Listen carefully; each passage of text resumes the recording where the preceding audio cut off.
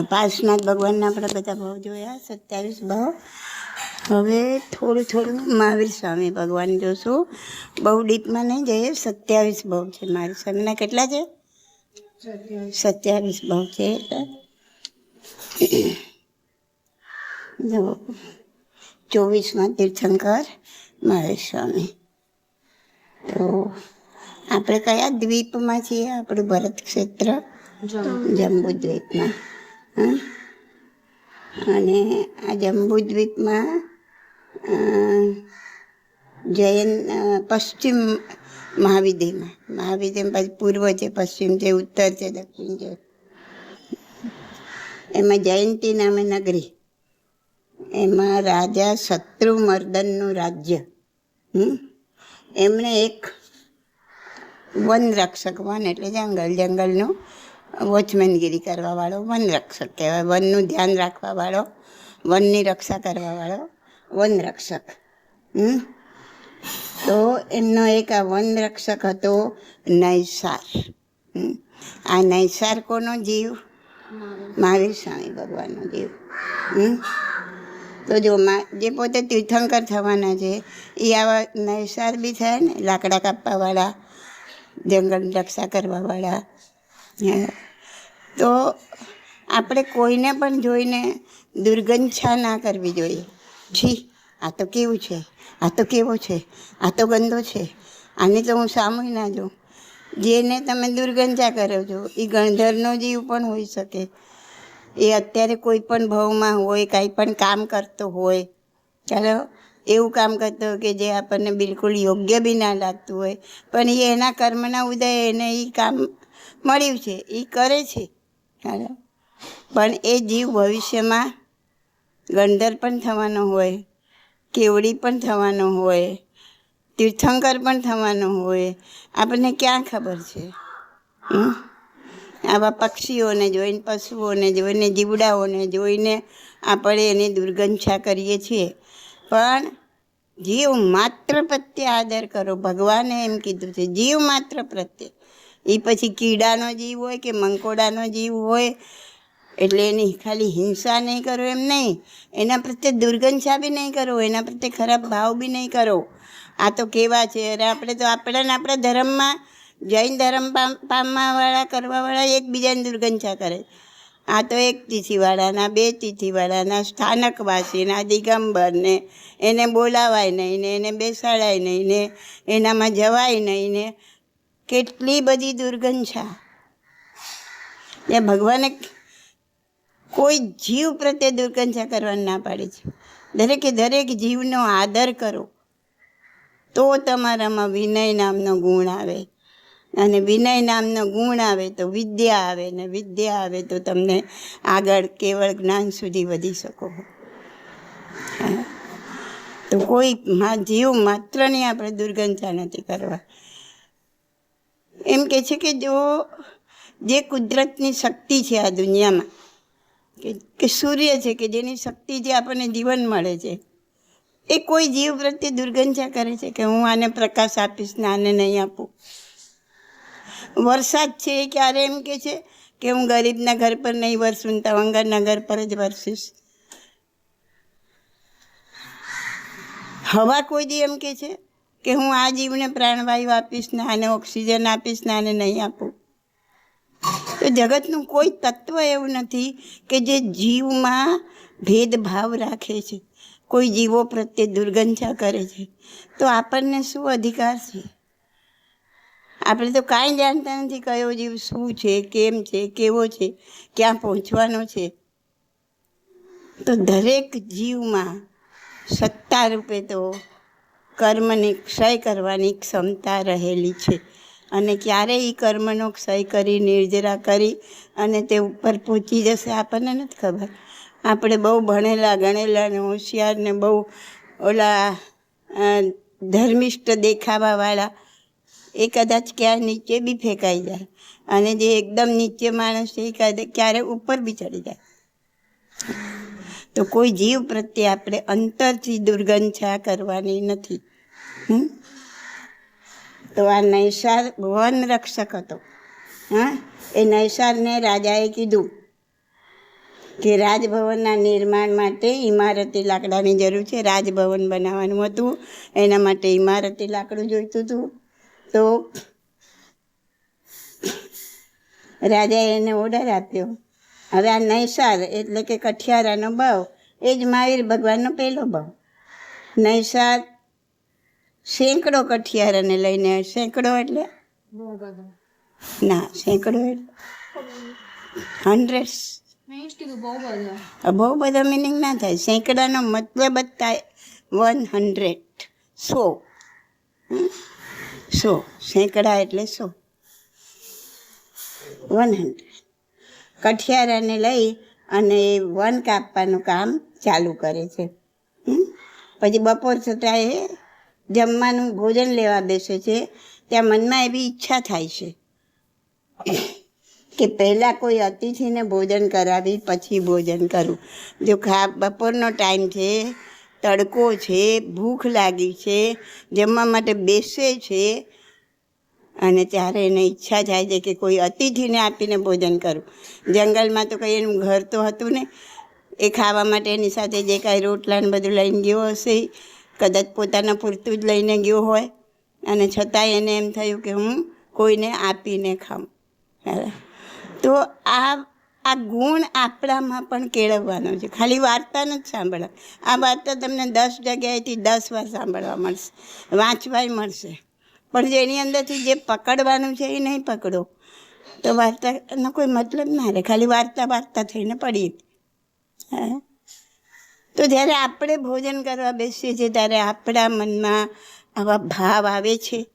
ક્યારેક તો આપણે ન આવતા હોય તો લાવવાના, કે કોઈને આપીને હું ભોજન કરું, કોઈને ખવડાવીને હું ખાઉં.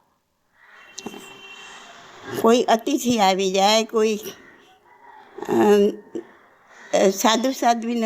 સાધ્વીજીનો યોગ મળી જાય તો એવી ઈચ્છા રાખવાની, એવી ભાવના રાખવાની કે હું કોઈને આપીને ખાઉં. ક્યારે પણ વેચીને ખાઉં, કોઈને આપીને ખાઉં. અને ભોજન લેતા પહેલાં એ ભાવના ભાવવાની કે માના કોઈ પૂર્વજન્મના પુણ્યને હિસાબે મને અત્યારે ખાવાનું મળે છે, પેટ ભરીને ખાવાનું મળે છે, ભૂખ્યા નથી રહેતા અને ભાવતું ભોજન પણ મળે છે. તો એવી ભાવના ભાવવાની કે દુનિયામાં લાખો કરોડો લોકો ભૂખ્યા રહે છે, એને ખાવા નથી મળતું. તો દરેક જીવને ખાવાનું મળે, દુનિયામાં કોઈ ભૂખ્યું ન રહે. અને એના માટેની આપણી ફરજ છે કે આપણે અનાજનો એક દાણાનો પણ બગાડ કરવો જોઈએ નહીં. આ વસ્તુ આપણી અંદર વણાઈ જવી જોઈએ. આ લીધું આટલું ને આટલું ખાધું ને આટલું એઠું મૂક્યું ને હવે નથી ખવાતું ને જવા દે અને ફેંકી દેવું અને ગટરમાં જવા દેવું. જો આ આપણું વર્તન હોય તો આપણી એ ભાવના બતાવે છે કે લાખો કરોડો લોકોને ખાવા નથી મળતું. એને નહીં મળવા પાછળનું તમે પણ એક કારણ છો, કેમ કે તમે અનાજનો બગાડ કરો છો. એટલું અનાજનો બગાડ જો દરેક લોકો ન કરે તો જે ભૂખ્યા છે એને ખાવાનું મળી શકે એવી ભાવના આપણે ભાવી શકીએ. પણ આપણે જ બગાડ કરતા હોય તો આપણે શું ભાવના ભાવીએ? તો અનાજનો બગાડ ન કરવો જોઈએ. ખાતા પહેલાં ભગવાનને પ્રાર્થના કરવી જોઈએ. આ દરેકનો આભાર માનવો જોઈએ. આ નહીં કે આ એવું થાળીમાંના પટપટ ખાઈ લીધું, નહીં. દ્રષ્ટિ ખાલી પોતાના ઉપર નહીં, દ્રષ્ટિ સર્વજીવો પર. અને આ ધાર્મિક કારણ બી છે કે તમે એઠું મૂકો છો એ ખોરાકની અંદર તમારા લાળના જીવ ભળે છે, એમાં સમુચ્ચી મનુષ્ય પણ ઉત્પન્ન થાય ને મરે, ઉત્પન્ન થાય ને મરે. અને આ બધું પાપ આપણને લાગ્યા જ કરે. તો પાપની દૃષ્ટિએ જુઓ, અનાજના બચાવની દૃષ્ટિએ જુઓ કે જેટલું જુએ એટલું લો, એનાથી ઓછું લો, પછી ભલે બીજી વાર લો, ત્રીજી વાર લો. પણ અનાજનો બગાડ ન થાય એવી આદત પાડવાની. તો એને ઈચ્છા થાય છે કે હું કોઈ અતિથિને ભોજન કરાવીને પછી ભોજન કરું. જુઓ, આ કઠિયારાના હૃદયમાં થયેલી આ એક સારી ભાવના ક્રમે ક્રમે એને પ્રગતિના સોપાન ચડાવ્યા. સોપાન એટલે પ્રગતિના સોપાન. પ્રગતિ એટલે પ્રોગ્રેસ અને સોપાન એટલે પગથિયા. પ્રોગ્રેસના પગથિયા ચડાવ્યા, સ્ટેપ ચડાવ્યા. કોઈ સારી વસ્તુ, સારું કામ, સારી ભાવના નકામી નથી જતી. જ્યાં સારી ભાવના ભાવે છે ત્યાં જ એ પોતે જ્યાં સારી ભાવના ભાવે છે અને ત્યાં જ કેટલાક તપસ્વી મુનિઓને દૂરથી આવતા જુએ છે. એ તરત જ ઊભો થઈને એમની સામે જાય છે. જુઓ, આને વિનય કહેવાય. એ તો કઠિયારો હતો, એ કંઈ જૈન નહોતો. આપણે તો જૈન થઈને પણ સાધુ મહાત્માની સામેથી મોઢું ફેરવીને ચાલીએ છીએ. તો આ નૈસાર મુનિઓને પૂછે છે કે આબા બળબડતા તાપમાં આપ અહીં ક્યાંથી? આવી ગરમીમાં ઉઘાડા પગે આપ અહીંયા ક્યાંથી? એમ તો મુનિઓ કહે છે કે અમે જંગલની પગદંડી, અમે રસ્તો ભૂલી ગયા છીએ. પગદંડી, પગ એટલે ફૂટ અને દંડી એટલે પાથ, ફૂટપાથ, પગદંડી, પગેથી ચાલવાનો રસ્તો. જંગલમાં અને બધે બહુ ઘાસ ને બધું ઉગેલું હોય, પણ જે રસ્તેથી બધા લોકો ચાલતા હોય ને એટલો રસ્તો ક્લિયર થઈ ગયો હોય, એને પગદંડી કહેવાય.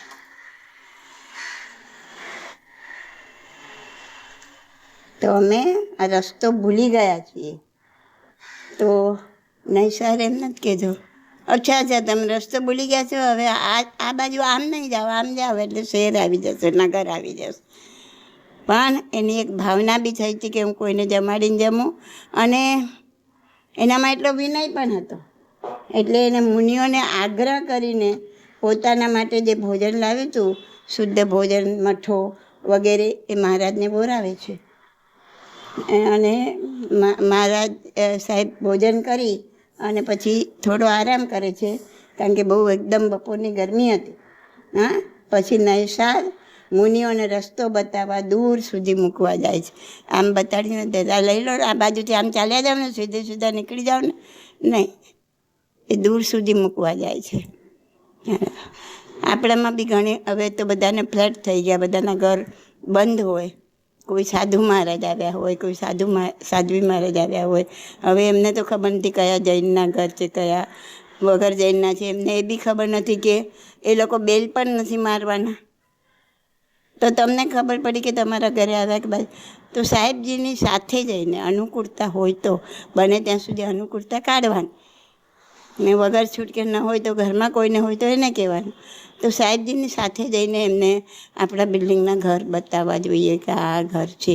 આપણે એમને બૂમ પાડીને, ખખડાવીને ઘર સામેલાને કહેવું જોઈએ કે સાહેબજી પધાર્યા છે એમ.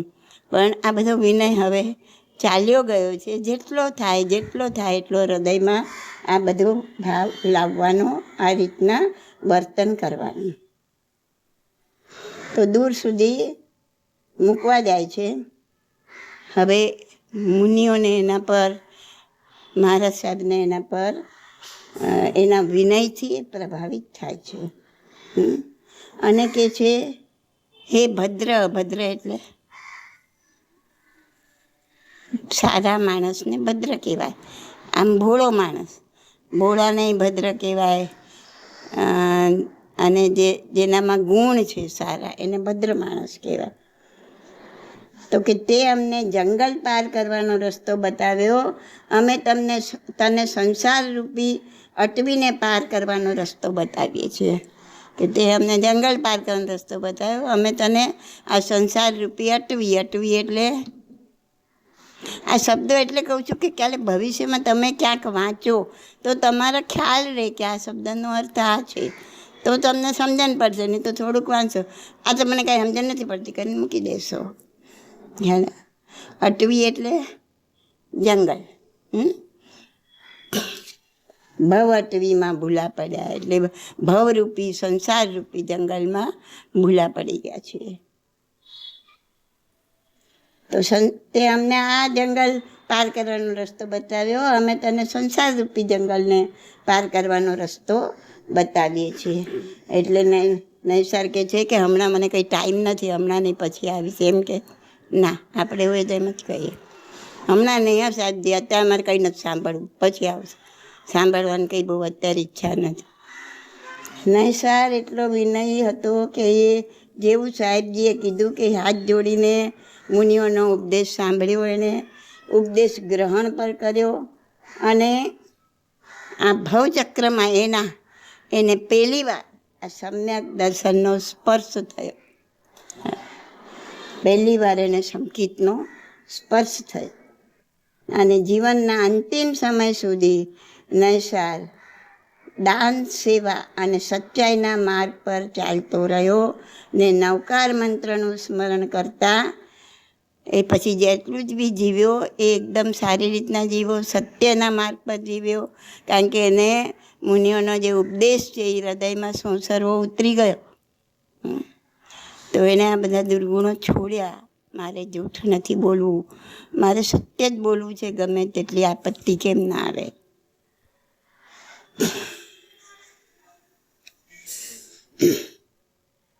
અને નવકારનું સ્મરણ કરતા મૃત્યુ પામીને એ પહેલા દેવલોકમાં ગયો. ખબર પડી? પહેલા દેવલોકમાં એ ગયો. એટલે પહેલો ભાવ એનો નૈસાર કઠિયારાનો, હવે બીજો ભાવ દેવનો.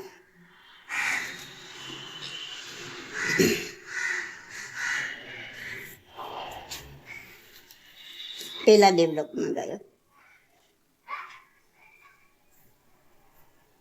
હવે એ દેવલોકનો ભાવ પૂરો કરી, સ્વર્ગનું આયુષ્ય પૂરું કરી, ભગવાન ઋષભદેવના પુત્ર ભરત ચક્રવર્તીને ત્યાં પુત્ર તરીકે જન્મ લીધો. આ તો ખબર છે તમને, બરાબર ને? તો એ જ્યારે જન્મ્યો ને ત્યારે એ બાળકના શરીરમાંથી તેજ કિરણો નીકળતા હતા. હા, તેથી તેનું નામ મરીચી રાખે છે. મરીચીનો અર્થ થાય તેજ કિરણો. એના શરીરમાંથી તેજ કિરણો નીકળતા હતા એટલે એનું નામ રાખ્યું મરીચી. મરીચી મોટો થયો. એક દિવસ ભરતના રાજાની સાથે ભગવાન ઋષભદેવના સંવત્સરણમાં દેશના સાંભળવા જાય છે. બહુ ભદ્રિક જીવ હતો, ભોળો જીવ હતો, સરળ જીવ હતો. તો ભગવાન ઋષભદેવના સંવત્સરણમાં દેશના સાંભળવા ગયો અને દેશના સાંભળતા સાંભળતા એને વૈરાગ્ય ઉત્પન્ન થયો. અને એને ઋષભદેવ દાદાના હાથે, એના બી દાદા જ થાય ને, એના હાથે પોતે દીક્ષા ગ્રહણ કરી. હવે એકવાર આ મરીચી છે ને, હવે તો મુનિ બની ગયા, સાધુ બની ગયા.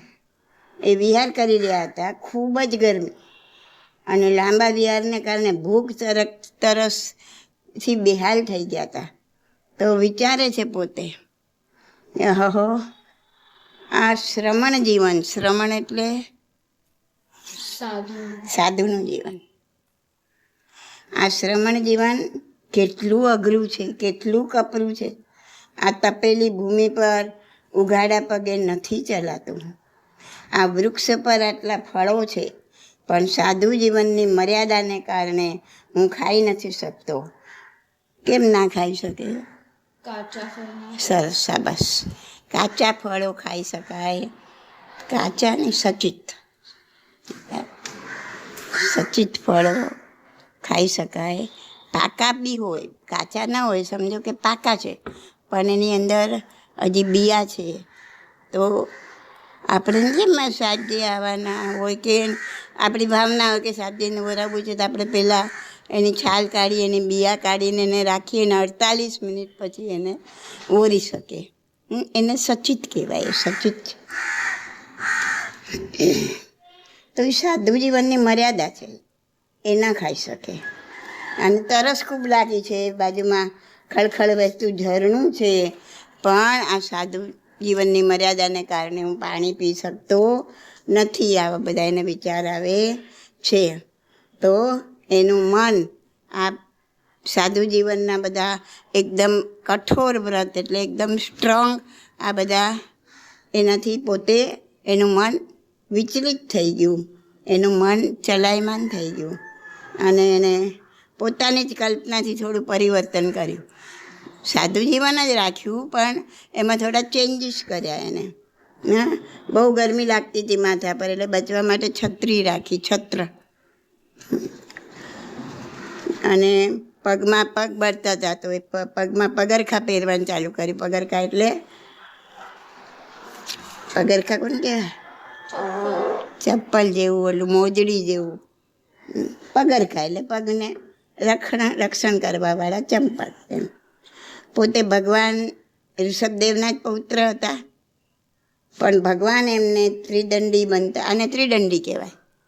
આવી બધી સગવડ સાથે જીવે એને કેવું કહેવાય? એને જૈન સાધુ ના કહેવાય, એને શું કહેવાય? ત્રિદંડી.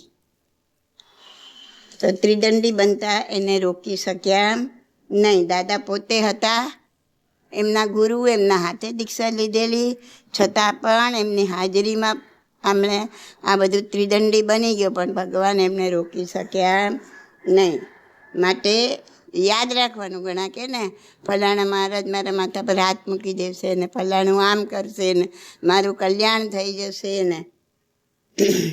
તો કોઈ આપણા માથા પર હાથ મૂકશે, કોઈ માથા પર વાસક્ષેપ નાખી દેશે એટલે મારો ઉદ્ધાર થઈ જશે, એ વાત ભૂલી જાઓ. તમારે તરવું છે તો હાથ પગ તમારી જાતે જ હલાવવા પડશે. સંસાર સાગર તરવો છે, દરિયો સામાન્ય દરિયો સમુદ્ર તરવો હોય તો પણ તમારા હાથ પગ તમે ના હલાવો તો તમે તરી શકો નહીં. કોઈ હાથ પગ હલાવે ને તમે તરી જાઓ એવું બનવાનું નથી. એમ કોઈ માથા પર વાસક્ષેપ મૂકી દેશે કે આશીર્વાદ આપી દેશે એટલે તમે તરી જશો ના. તમારે ખુદ સાધના કરવી જ પડશે, તમારે પોતે ધ્યાનમાં ઉતરવું જ પડશે. ખાલી વાતો કરવાથી, વાંચવાથી, પ્રવચનો સાંભળવાથી સમજણ મળશે, જ્ઞાન મળશે, પણ એ મળ્યા પછી જો તમે પ્રેક્ટિકલ નહીં કરો તો તમે તરી શકશો નહીં. તમારું જ ઉદાહરણ જુઓ ને, હવે તમારું મેડિકલ છે. હવે મેડિકલમાં તમે બધું થિયોરિટિકલ ભણી લો, સરસ, એક પહેલા નંબરે પાસ બી થઈ જાઓ, પણ પ્રેક્ટિકલ ના કર્યું તો તમે પ્રેક્ટિસ નહીં કરી શકો. અરે MBBS પાસ થયા પછી પણ શું કહેવાય, MD થયા પછી પણ જો તમારી પ્રેક્ટિસ નથી, તમે એક પણ વાર ઓપરેશન કર્યું નથી કે એમાં પ્રેક્ટિકલ કર્યું નથી તો તમે એ કરી શકશો નહીં. તો આ પ્રેક્ટિકલ છે, પ્રેક્ટિકલ જરૂરી છે. એના વગર આપણો ઉદ્ધાર ન થઈ જાય. પોતે જાતે જ પ્રયત્ન કરવો પડે. હવે આ ત્રિદંડી મરીચી ભગવાન ઋષભદેવ સાથે જ વિહાર કરતા. ભગવાન જ્યાં જતા ત્યાં જ પોતે જતા અને અંદર નહોતા આવી શકતા, ઓલામાં નહોતા જતા. પોતે સંવત્સરના દ્વાર પર ત્રિદંડ લઈ ઊભા રહેતા. પોતે આવો જે છત્ર અને બધું લીધું હતું ને એ હાથમાં લઈને પોતે સંવત્સરના દ્વાર પાસે ઊભા રહેતા. અને લોકોને ધર્મ પ્રેરણા આપતા. લોકોને કહેતા કે જવા દેવું તો ધર્મ ત્યાં જ છે, એમ મારી પાસે નથી. કોની પાસે છે? ઋષભદેવ દાદા પાસે છે. એવી રીતના પોતે પ્રેરણા આપતા. તો એકવાર ભરત મહારાજા ભગવાન ઋષભદેવનું પ્રવચન સાંભળવા આવ્યા, બરાબર. પછી ભરતે ભગવાન ઋષભદેવને પૂછ્યું, હે પ્રભુ, શું કોઈ એવો જીવ અહીં ઉપસ્થિત છે જે ભવિષ્યમાં આપના જેવો બની શકે? ત્યારે ભગવાન ઋષભદેવે કહ્યું કે હે ભરત, તારો પુત્ર મરીચી ભવિષ્યમાં વર્ધમાન નામના 24માં તીર્થંકર બનશે અને તે પહેલાં તે વાસુદેવ અને ચક્રવર્તી પણ બનશે. જુઓ કેટલા વર્ષ પહેલાં, કરોડી સાગરો પણ એક. ત્રીજા આરાના અંતમાં ઋષભદેવ દાદા, ચોથા આરાના અંતમાં હા, તો એ સમય ગણો, નૈસારના ભાવથી સમય ગણો. ત્રીજા હરણાંતની પહેલાં નૈસારનો ભાવ હોય ને પછી દેવનો ભાવ, બરાબર. તો 1 કરોડા સાગર પણ થયું. એટલા સમય પહેલાં દાદાએ કહી દીધું. એટલે તીર્થંકરના જ્ઞાનમાં આવી જ જાય, દેખવામાં આવી જ જાય. અનંતા વર્ષો પછી પણ કોણ તીર્થંકર બનશે, કોનું શું થશે, બધી જ ભવિતવ્યતા એમની નજરમાં આવી જાય. એટલે આપણે કોઈ જાતનું અભિમાન કરવા જેવું નથી કે આ મેં કર્યું, આ હું કરું છું. એ ભવિતવ્યતા નક્કી જ છે અને એ પ્રમાણે એ બધું થયા જ કરે છે. એનો સ્વીકાર કરો. ખરાબ થાય તોય સ્વીકાર કરો, સારું થાય નક્કી કરી કોઈ આપણા જીવે જે પાછલા ભાવમાં જે પ્રમાણે કર્મો કર્યા હશે, કર્મ બી આપણા ભવિતવ્યતાના અકોર્ડિંગ જ થશે ને. હા, બંને એક જ સિક્કાની 2 બાજુ છે. એક જ સિક્કાની 2 બાજુ છે. કર્મ એ જ રીતના થશે, આપણો જીવ એ જ રીતના પ્રેરણા કરશે આપણને કરવાની. આપણે એ જ રીતના કરશું. અને મેં તમને એકવાર સમજાવ્યું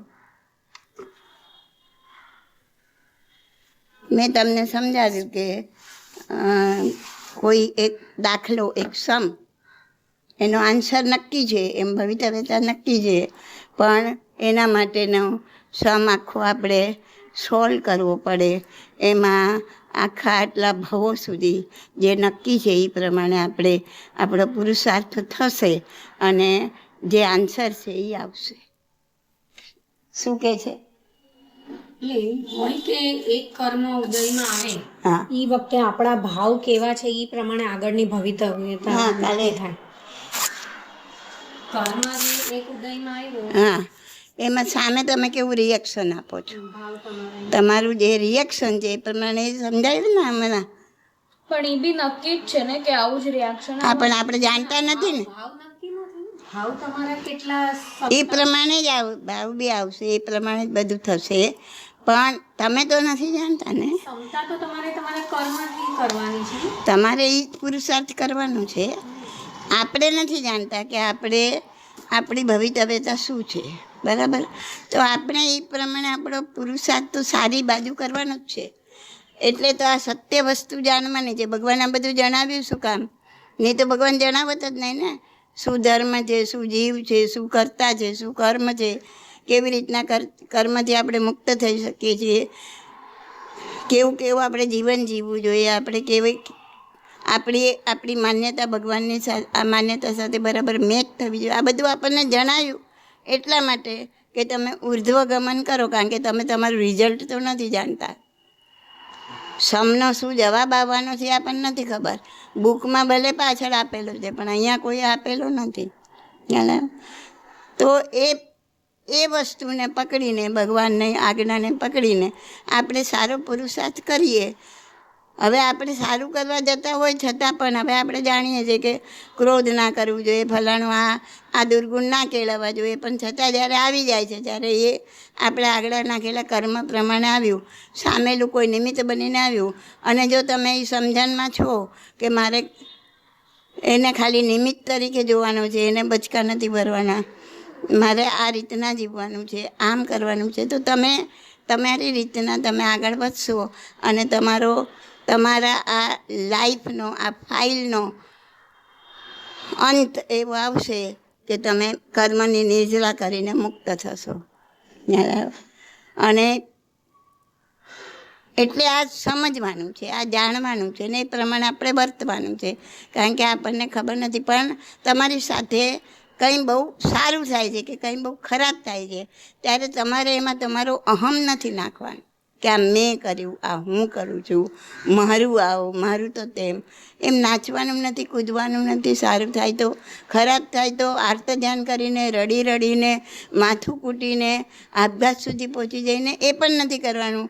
કારણ કે ભગવાને એ બી સમજાવ્યું કે એ પણ બધું ભવિતવ્યતા પ્રમાણે થાય છે. તો જે બને છે એનો સ્વીકાર કરો. ખરાબ બન્યું એનો સ્વીકાર કરો કે આ મારા નસીબમાં થવાનું હતું ને થયું છે. રિએક્શન નહીં આપો, સામેલાને બચકા નહીં ભરો. અને સારું થાય છે તો નાચો નહીં, કૂદો નહીં, એની અંદર રત નહીં થાઓ, ન્યુટ્રલ બનો. તો આપણે એટલું જેટલું જાણીએ છીએ આપણે કરવાનું છે. તો આ સમજવા માટે આપણને કીધું કે આ બધી વાર્તાઓમાં પણ આપણે જોઈએ છે કે શું ભવિતવ્ય છે કેવળ જ્ઞાનીના નજરમાં આવી જાય છે એ ખબર છે આપણને. આટલું એમણે સહન કર્યું આટલા ભાવમાં, ભલે વચ્ચે દેવના ભાવ કરી આવ્યા છતાં પણ મહાવીર ભગવાનને એમના હાથે એમણે પોતે કેટલી મોટી મોટી ભૂલો પણ કરી ને, તો પણ ત્યારે એમને જવું પડ્યું ને, નરકમાંય જવું પડ્યું, અને આવા છેલ્લા ભાવમાં કાનમાં ખીલાઈ ઠોકાયા, આટલા ભાવ વધી ગયા એમના. તો એ જાણમાં છતાં પણ આ વસ્તુ બધી બની, કારણ કે એ પ્રમાણેના એમના કર્મ હતા, એમણે કર્યા હતા પોતે.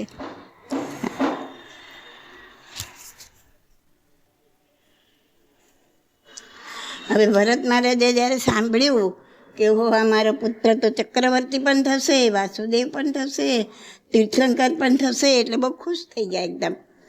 અને ઓલા મરીચી ક્યાં ઊભો રહેતો હતો? મેં હમણાં કીધું બહાર ગેટ આગળ સમોસન. તો એ તો બહાર ઊભો છે.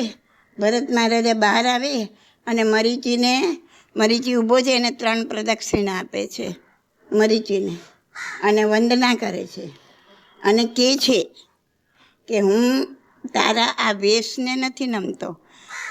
એને કહે છે કે તારો આ વેશને હું નથી નમતો, આ ખોટો છે તારો વેશ, તે જે કર્યું છે એ રોંગ છે. એનો કહેવાનો અર્થ એ થયો કે હું તારા વેશને નથી નમતો, પરંતુ તું ભવિષ્યમાં અંતિમ તીર્થંકર થવાનો છે એને વંદના કરું છું. શું કીધું? કે તું ભવિષ્યમાં છેલ્લો તીર્થંકર તું થવાનો છે એને હું વંદના કરું છું. આ સાંભળીને મરીચી ખૂબ ખુશ થયો ને એને પોતાના કુળનું અભિમાન થવા લાગ્યું. જુઓ, દાદાની હાજરી છે, પોતે સાધુપણામાં છે આમ તો, બરાબર, છતાંય આ ભૂલ કરી ને. એ જ પૂછવાની હતી. હા, કોઈને અગર ખબર હોય કે આગળ જઈને મોક્ષે જવાનું છે કે તીર્થંકર બનવાનું છે, તો એને અંદરથી બહુ અભિમાન ના આવી જાય. આવ્યું ને આમને, અને એનું પરિણામે ભોગ્યું એમને. શું ભોગ્યું કહું છું. અને આ સાંભળીને મરીચી ખૂબ પ્રસન્ન થયો અને પોતાના કુળનું અભિમાન થવા લાગ્યું એને. એ તાળીઓ પાડીને ઉછળીને કહેવા લાગે. આપણે તમે કંઈ ખુશ થાવ તો હા ને વાહ ને વો ને કરો ને, પાસ થાવ, 1લો નંબર, તો પાર્ટીઓ આપો સારા પર. તો એમાં કેટલા ઉછળો, કૂદો, નાચો, ડાન્સિંગ કરો, આ બધું અભિમાન છે. આ બધું શું કરે છે? કર્મ બંધાવે છે તમને. જે ભોગવટામાં આવશે ત્યારે રોતા નહીં આપણે. તો એ પોતે તાળીઓ પાડીને ઉછળીને કહેવા લાગ્યો, હા હા હા, શું મારું કુળ કેટલું મહાન છે. કુળ એટલે એમનું આ કુટુંબ કેટલું મહાન છે. મારા દાદા પ્રથમ તીર્થંકર, મારા પિતા ચક્રવર્તી, અને હું 24મો તીર્થંકર, હું અંતિમ તીર્થંકર. હું અંતિમ તીર્થંકર બનીશ. હા હા. અને એવા ખુશીમાં એવા નાચવા લાગ્યા. અને એમણે આ જે અભિમાન કર્યું પોતાના કુળનું, પોતાના ગોત્રનું, એ ગોત્ર કહેવાય પોતાનું કુળ, તો એ નીચ ગોત્ર કર્મ બાંધે છે. એ વખતે એમણે કયું કર્મ બાંધ્યું? નીચ ગોત્ર કર્મ. એટલે નીચા કુળમાં જન્મ થાય, હાઈ કુળમાં જન્મ થાય નહીં એમના. એ કર્મ બાંધે અને કર્મ ભોગવવા પણ પડે એમને. આપણે તો નાની મોટી વાતોનું આવું કેટલું અભિમાન કરતા હોઈએ છીએ. તો આપણે કેવા કર્મ બાંધતા હશું? આ જોઈને આપણે આ ચેતવાનું છે. અંતરથી તો નહીં જ કરવાનું, અંતરથી છોડી દેવાનું. આ જાણ્યા પછી જેટલું છૂટે એટલું.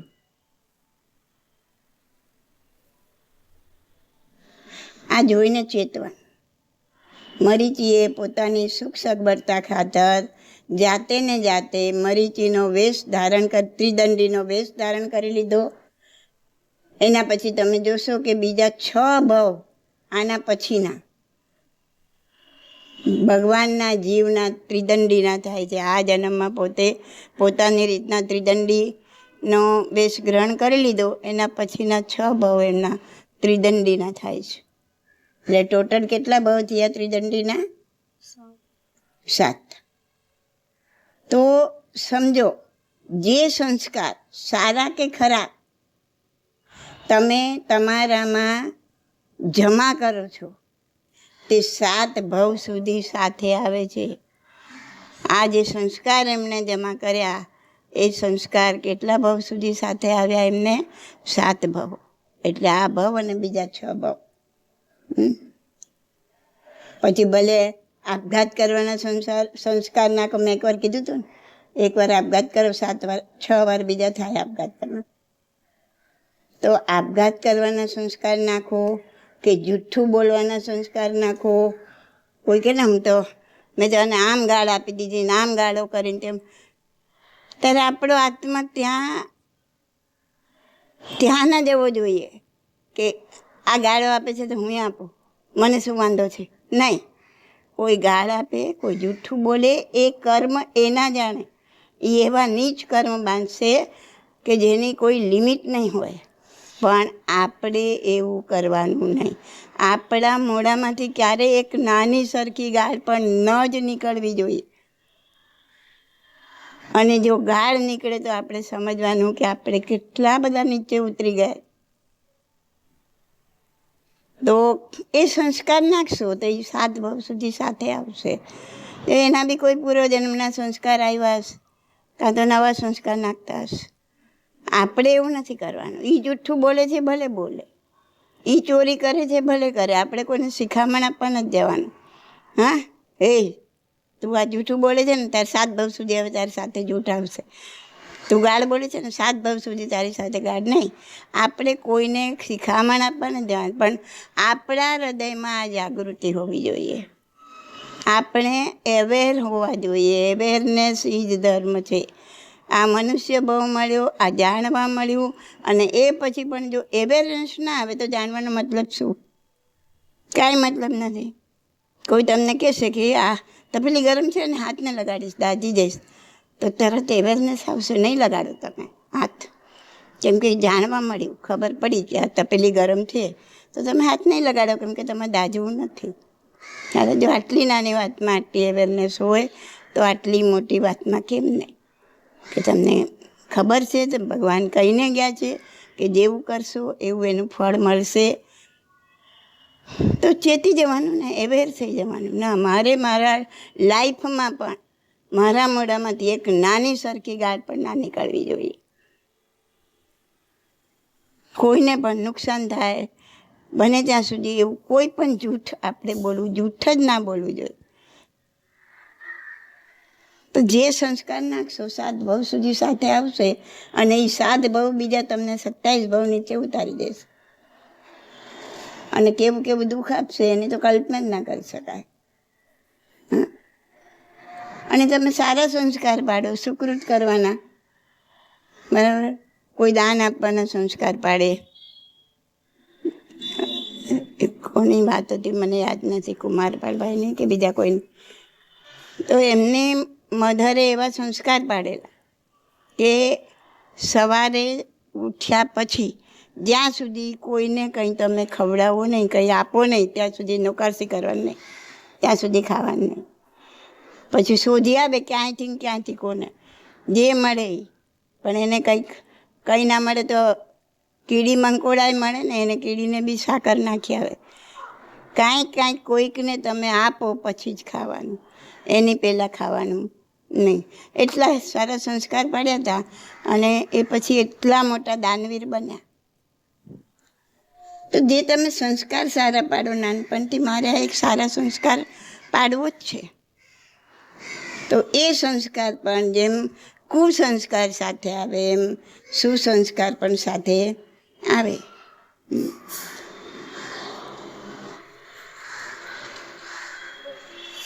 એટલે કોઈ બી સંસ્કાર નાખો, તમે જૂઠું બોલવાનું નાખો, ચોરી કરવાનું નાખો, સુકૃત કરવાના નાખો, એ બધું આત્મામાં સ્ટફ થઈ જાય, આત્મામાં જમા થઈને રહે, અને 7 જન્મ સુધી સાથે આવે.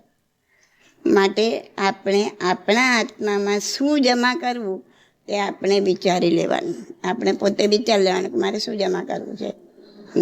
મારે ક્રોધ જમા કરવો છે કે મારે કોઈ સુકૃત જમા કરવું છે કે મારે કોઈ ખરાબ સંસ્કાર જમા કરવા છે, શું કરવું છે.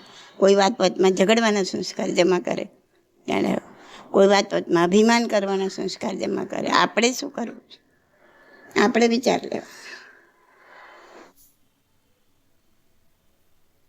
ઘણા એમ કે હે ભગવાન, મને આવતો જન્મ મહાવિદ્ય ક્ષેત્રમાં આપજે, જ્યાં ચોથો આરો હોય, વિચરતા તીર્થંકર હોય, મારી 8 વર્ષનું આયુષ્ય હોય અને ત્યારે મને દીક્ષા મળે,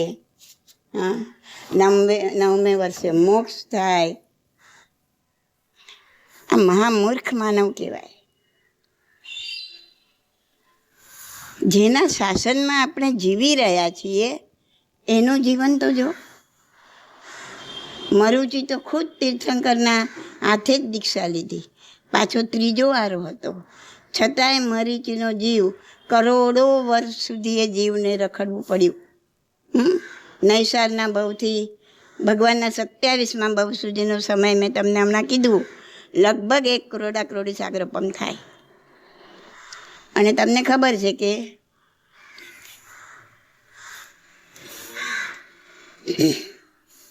આટલો બધો સમય ભગવાનના જીવ ક્યાં રહ્યો? તમને ખબર છે કે 2000 સાગરોપમથી વધારે ત્રસપણામાં જીવ રહી શકે નહીં. કમ્પલસરી એને એક ઇન્દ્રિય કે એની ગોદમાં જવું પડે. તો 1 કરોડી સાગરોપમ, ક્યાં 1 કરોડી સાગરોપમ, ક્યાં 2000 સાગરોપમ. તો આટલો સમય ભગવાનનો જીવ ક્યાં રહ્યો? ભગવાનનો જીવ 5મા ભવ પછી એક ઇન્દ્રિયમાં ચાલ્યો ગયો પાછો. પૃથ્વી, પાણી, તેવ, વાયુ, વનસ્પતિ, નિગોદ, અને અકામ નિર્જરા કરતા. ત્યાં કેવી નિર્જરા હોય? અકામ, જે પોતાની ઈચ્છાથી નથી. આટલો તાપ સહન કરે છે, આ ઝાડ સામે ઊભું છે, આટલો વરસાદ સહન કરે છે, પણ એની ઈચ્છાથી કરે છે, એને કમ્પલસરી કરવું પડે છે. એટલે એ નિર્જરા તો થાય, કેમ કે આ બધું ભેગું કરીને ગયા છે, એને ધીમે ધીમે ખાલી તો કરવું પડે ને. પણ જો તમે માનવ ભાવમાં ધ્યાનથી, કાવશકથી તમે સ્વેચ્છાથી કરો તો સકામ નિર્જરા ફટાફટ રીલ પડે ને ફરે ને ફટાફટ કર્મની નિર્જરા થાય. ત્યારે અહીંયા એવી સ્લો ફરે રીલ કે ધીમે ધીમે કર્મની નિર્જરા થાય ને ધીમે ધીમે અહીંયા તમારે 1 મિનિટમાં થાય ત્યાં હજારો કરોડો વર્ષે થાય.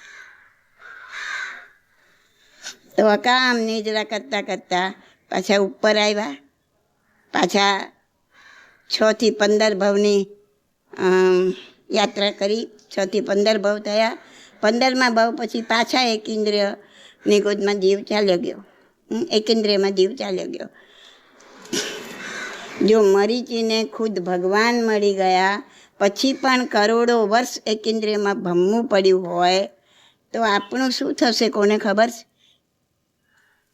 માટે અને મહાવિદ્ય ક્ષેત્ર આપો કે આ ક્ષેત્ર આપો તે પણ ત્યાં કને બી હલકા જન્મ બી છે, કસાઈના જન્મ બી છે, બધી જ જાતના માણસો છે. ત્યાં 7મી નરકે જવાવાળા પણ માણસો છે. તમે મહાવિદ્ય ક્ષેત્ર માંગો, પણ મહાવિદ્ય ક્ષેત્રમાં આવા કસાઈમાં ચાલ્યા ગયા તો, ત્યાંના દરિયાનું માછલું બની ગયા તો, ત્યાંના દરિયાનો મગર બની ગયા તો, કાંઈ ખબર નથી. કોઈ ક્ષેત્ર નહીં, કશું જ નહીં.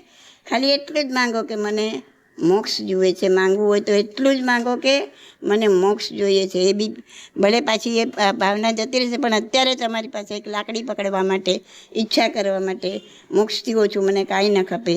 પછી જે ક્ષેત્રમાંથી મોક્ષ મળવું હોય, જે રીતના મળવું હોય, દીક્ષા લઈને મળવાનું હોય કે દીક્ષા લીધા વગર મળવાનું હોય, એ બી ખબર નથી. ભરત મહારાજે દીક્ષા નહોતી લીધી, એમનું કેવળ જ્ઞાન થયું, પણ એમને આગલા ભાવમાં દીક્ષાઓ લીધેલી. એટલે દીક્ષા બી આવા દ્રવ્ય ચારિત્રથી ન મળે. એ અંતરંગ ચારિત્ર, અંતરમાં ચારિત્ર આવવું જોઈએ. અંતરંગ ચારિત્ર આવે તો મોક્ષ મળે, તો કર્મોથી મુક્તિ મળે. તો એ બધું કુદરત પર છોડી દો. ક્યાંથી મળે, કેવી શું, કઈ રીતના મળશે, એ બધું કુદરત પર છોડી દો. મને આટલું જુએ છે, એનાથી વધારે બીજું કાંઈ વિચારવાની જરૂર નથી. ચાલો પછી આગળ કંઈ પૂછવું છે? આ બધું આપણે જે બીજ વાવે અને પ્લાન્ટ ઉગાડે ને બધું એનાથી બી પાપ લાગે. એટલે જો તમારે જીવન જીવવા માટે તમે સંસારમાં રહ્યા છો, તમારે કરવું પડે છે ને કરો છો, પણ તમે એવેર હોવા જોઈએ કે આ પૃથ્વી કાંઈના જીવો, આ વનસ્પતિ કાંઈના જીવો, આનાથી હણાય છે. એટલા માટે તો આ દીક્ષા લે.